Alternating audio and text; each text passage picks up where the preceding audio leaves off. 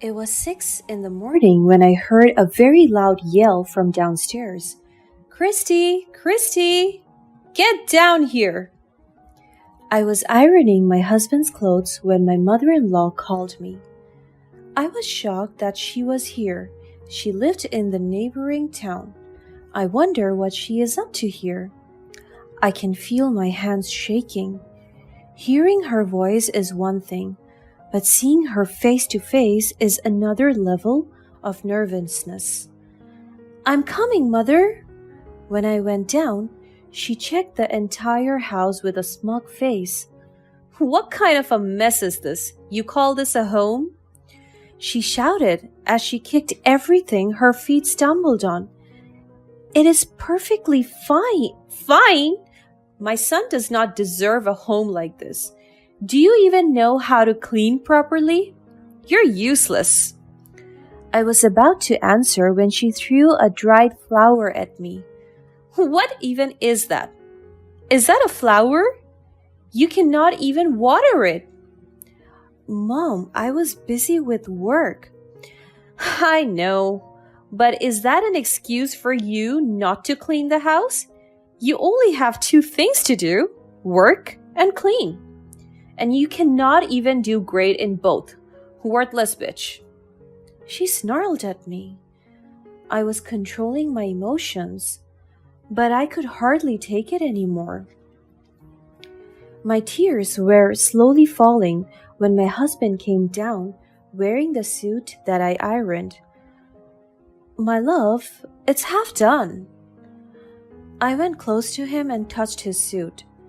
It was not done yet, but he pushed me so hard that I stumbled and scratched my arms on the coffee table behind me. I'm already late, and you're moving so slowly. You're such a slack-off. You don't get things done around here, idiot. I'm sorry, your mother called me. Oh, and now it's my mother's fault? If you had woken up earlier, my suit could have been ironed on time. My love, you know that I did the midnight shift earlier at the store. I have to work overtime for us to pay this month's rent. Ricky slammed the wall, and it startled me. Enough with your excuses. That's the price you pay for dropping out of college.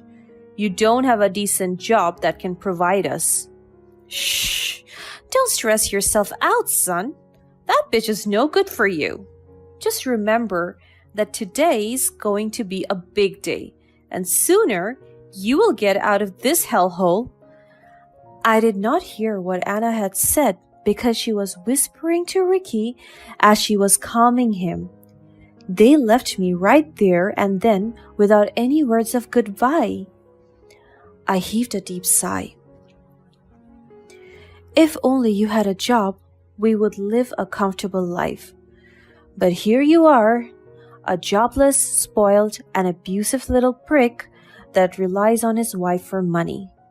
And if only you didn't have a tolerating and inconsiderate mother, then all of us would live happily with no toxicity. I said. These are the words that I wanted to tell him and his mother straight on their faces. But I don't have the guts. Until now, I can feel my knees shaking. I quickly cleaned the house and left for work. While driving to the office, I remembered my husband's words earlier. I dropped out of college to marry him because he got me pregnant.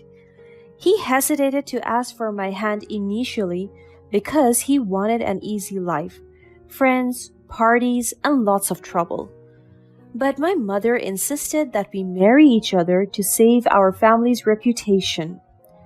With that, we got married at the early age of 21. The first few months of our relationship were beautiful, as we were expecting a fantastic baby girl, but I got into a miscarriage. And right there, my husband started to change. And now, 2 years into our marriage, we were not blessed with another baby anymore. Ever since I was the only one that worked, my husband would stay in the house watching football games and eat his heart out. He also complains most of the time, and more frequently he hurts me whenever I try to wrestle with him and when I start to prove a point. Because of that, a memory of our worst fight came vividly into my memory. "What is wrong with you? Why are you hitting me?" "You're so useless. I told you to bring me 10 oranges, and you got 2. Are you that dumb? You don't know how to count?" "Ricky, for God's sake, I'm not going to spend $15 for ripe oranges. You know damn well how we struggle to make ends meet. We are 2 months due with our rent, and you're asking me to buy oranges? And just because I was thinking about our expenses, you're starting to get angry with me?"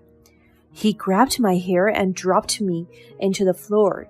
He smashed the things on the table beside him. "You have no right to disobey me. I'm your husband and you follow me." He kicked me and left me on the floor, struggling in pain. I did not realize I had already entered the office, and my coworker snapped me back into reality. "Hey, Christy, are you fine? You're zoning out." Yes, I'm fine." "What happened to your arm? Did he hurt you again?" I was shocked by her comment. No, I accidentally slipped on the floor and hit my arm on a table. I'm fine, don't worry." I denied her allegations. I know Yuka is related to my husband. This is not the first time she called me about this issue. "Look, Chrissy," she went close to me and held my hand. "Your husband is abusing you. You don't deserve this kind of treatment. You have to take action." "No, Yuka, he is my husband, and I don't have to leave him. I cannot imagine the scandal that my family will receive once I leave him." Yuka sighed, a sign that she could not do anything. I ignored her and started working diligently.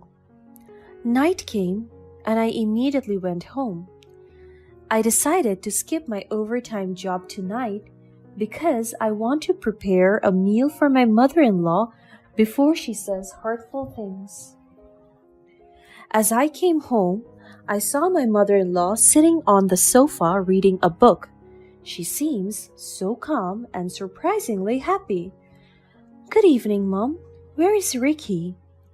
"From now on, you will stop looking for Ricky, and you will not call me Mom anymore." I was confused by her response. "Oh, well, what do you mean?" She did not answer immediately.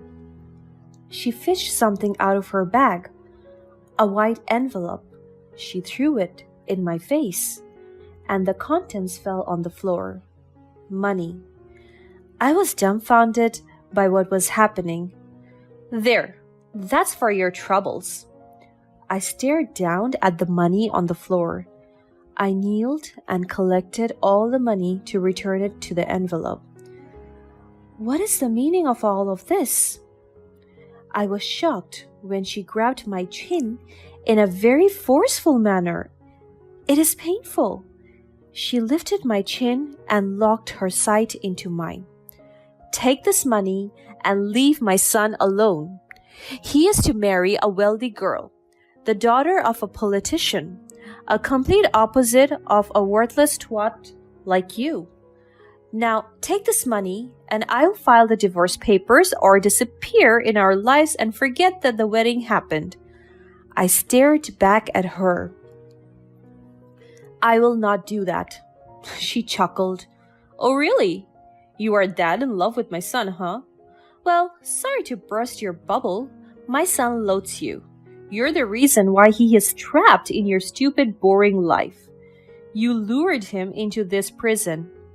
In every word she says, she grips harder, making it more painful every second. "That is not true. You're just clouding his judgments. I did everything to provide for this family." And now I'm the bad guy? Ha ha ha. You're so funny and pathetic. Of course, you must provide because you dragged my son into this. No matter what it takes, Rick will marry that girl he met at the party. He deserves to be with the wealthiest and most influential people in town.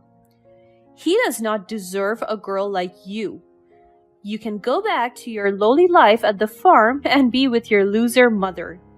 She slapped me so hard in the face that I almost lost consciousness. Before she could even get out of the house, I approached her. Don't ever talk to my mother that way. She laughed and looked at me from head to toe. Look at you. You're a complete mess, just like your mother. I remember how she begs for my son to marry you to save your reputation. But in fact, it had already been ruined by you. You are just like your mother, dumb horse. I can feel my hands shaking. I was about to slap her when she caught my hands. And now you're going to hit me? You're so pathetic. I will sue you if you even try to lay a hand on me. You are the one who deserves to be sued. I will never let you get away from insulting my mother and abusing me. Oh, so you are brave now, huh? She pushed me and fell right into the floor again. Be thankful, because Ricky's new wife is very generous to give you that sum of money as compensation for your troubles and a token of gratitude for giving her your husband. Just stay away from our lives. I couldn't think straight anymore. I'm angry and in so much pain. Please, let me talk to Ricky. She shut the door so loud. I was panicking. I immediately called my husband, but he was not picking up. I tried many times to contact him in all his accounts, but he's not answering. I also discovered that he had withdrawn all the money I had saved in my bank account. I almost collapsed crying as I saw the zero balance on my account. This is so unfair. They left me with nothing? That night, I got drunk on alcohol. I know Ricky's abuses and hatred toward me, but we were happy, or we used to be. He got worse by the time we lost our daughter. I still remember how he cared for, talked, and touched me with love and compassion. But now, it is all gone. I sent my mother a text message stating everything that had happened, and by morning she found me on my bedroom floor. Christy! Oh my God! What happened to you? She helped me get up and put me into bed. I started crying as I saw my aging mom clean me with a warm towel. My heart aches for her. She only wants the best for me, and I only gave her problems. I remember my mother-in-law's statement toward her, and it breaks me even more. Mom, I'm so sorry. Hush now. It is not your fault. It is. My voice is cracking in every word that I say.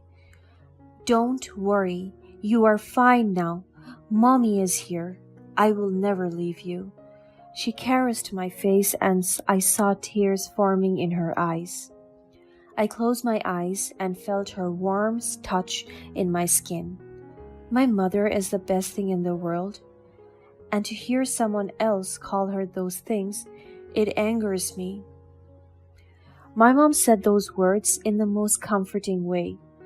That day, she took care of me. She cooked me my favorite food and stayed with me until a realization came to my mind. Mom, I think I know where they went.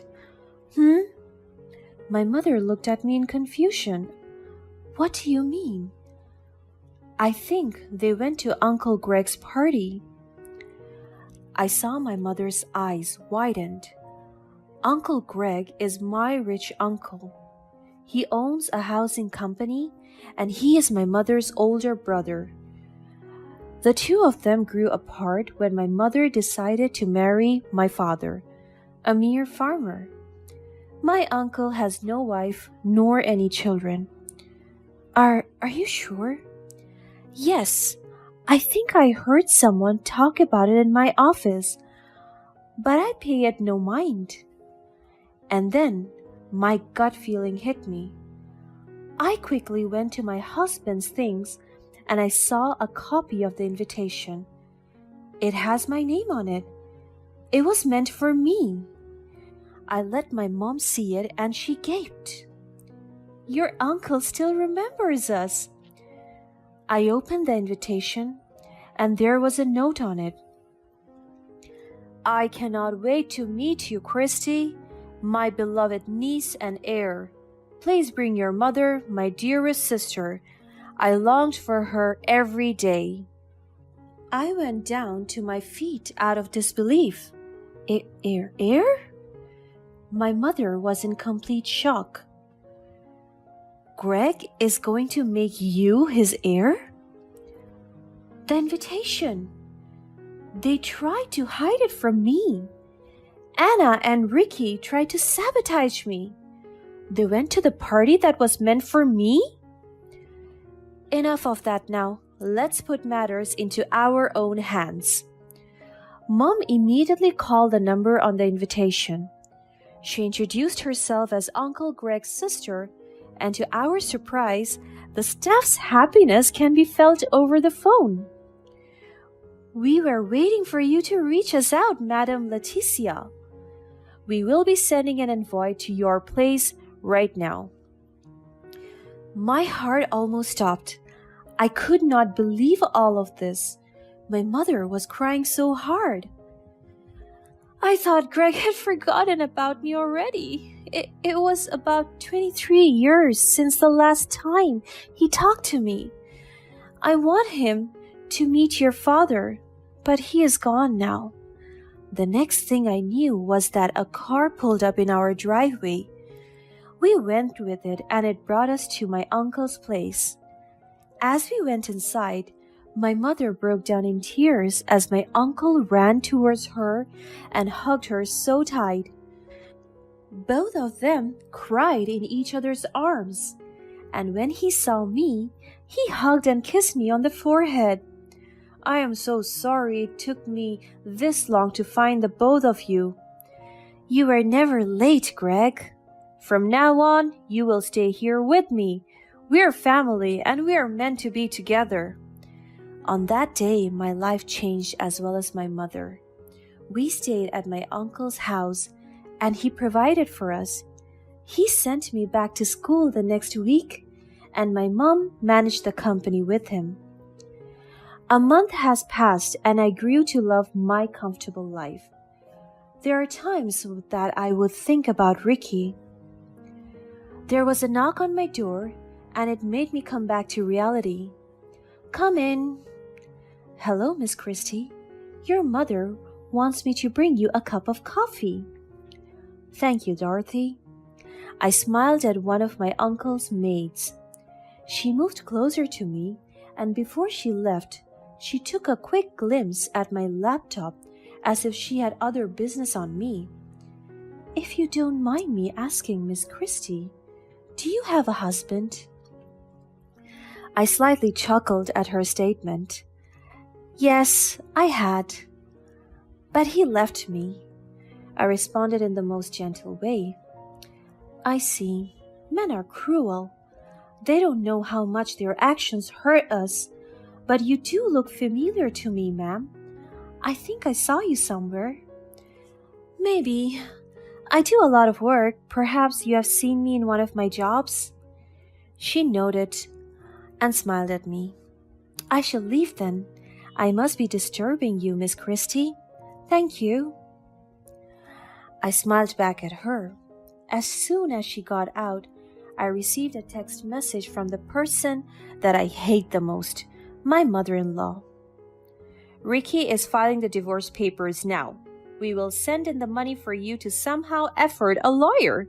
His new wife will finance the proceeding. Be grateful and do your job, and for the record, do something useful for us." My heart was pierced. I heaved a sigh and remembered the good things that came after Ricky left me. Maybe it was meant to happen. I did not respond to her texts and just let her be. Dinner came, and I could sense my uncle's uneasiness. "Is there something wrong, Greg?" "The company lost funds today from an unknown user. Someone must have gone inside our account and stole the money. Good thing I already have it covered, and experts are starting to track down the culprit." A glass fell to the floor and broke. I saw Dorothy swiftly pick up the shards. "I'm so sorry. I'll clean this immediately." I can sense the nervousness in her voice. I feel bad for her. The next day, I received another message from my mother-in-law. "Stupid girl, meet us at Piet's restaurant. You're going to sign these papers now. If you won't show yourself, I will do everything to ruin your life." I have no choice but to meet them. As I was about to leave, I remembered Dorothy. I pity her last night, and I want to give her something. Some cash so that she can give herself a break. I looked for her, but the other maid said she went out for lunch with friends. Maybe I'll treat her tomorrow then," I whispered to myself. With that, I headed to the restaurant. The moment I saw my mother-in-law and even just my husband's back profile, I was already shaking. Also, a familiar silhouette of a girl caught my attention. She is sitting next to Ricky. I went closer to them, and I was in complete shock when I saw the girl's face. I stared at her. "And you're finally here? Being late is also one of your worthless traits, isn't it? You have no manners, and you kept us all waiting, especially Madame Dorothy. You have no shame. We're doing you a favor here. We're making your life easier. You have a huge sum of money now, so sit down and sign the damn papers, or I'll sue." "It's you?" I interrupted my mother-in-law's speech. I gave Dorothy a blank stare, ignoring my mother-in-law and husband. "How dare you interrupt me? You're the one who steals our company's money? And for the record, you're the one who stole my husband?" I could not control my temper anymore, and I shouted at her. My mother-in-law got up and slapped me in the face. "Have you lost your mind? How do you yell at Madame Dorothy and disrespect her? And what company are you talking about? You're talking nonsense, you poor brat." I slammed the table and got up. "The next time you lay a hand on me, you'll be in jail. The girl right here is my uncle's maid, and she stole his money so that she can pose as a rich young girl when in fact she is actually serving me. I'm the heir of my uncle's company, and now I can even buy this restaurant right here and then. You're the one who is disrespecting me. The three of you, and I will never let anyone fool me, nor my family. I had enough." Ricky was shocked. "You're not rich?" I'm sorry. Please do not leave me. Please, Miss Christie, I'll give back all the money I stole." "This is not true." The three of them were starting to panic as I tried to call the authorities. "I will turn the three of you to the police. I have both evidence. You slapped me in the face, and all of these people here are witnesses. It will fortify your abuses to me. And you, Dorothy, you have already confessed, and you will be convicted as a theft." My mother-in-law fell to her knees and begged for mercy. My husband came to me and tried to hold my hands, but I shrugged him off. "The two of you treated me like I was so low, like I was nothing but a dumb and worthless girl? Now it's time for the both of you to learn your lessons the hard way." Dorothy also cried her eyes out until the authorities came and arrested the three of them. My mother and uncle came inside the restaurant and rushed toward me. "My uncle will take over the legal actions. He assured us that justice will be served for all the mistreatments that they gave us. And on that day, my mother-in-law, husband, and maid cried for mercy, but it was silenced by the loudness of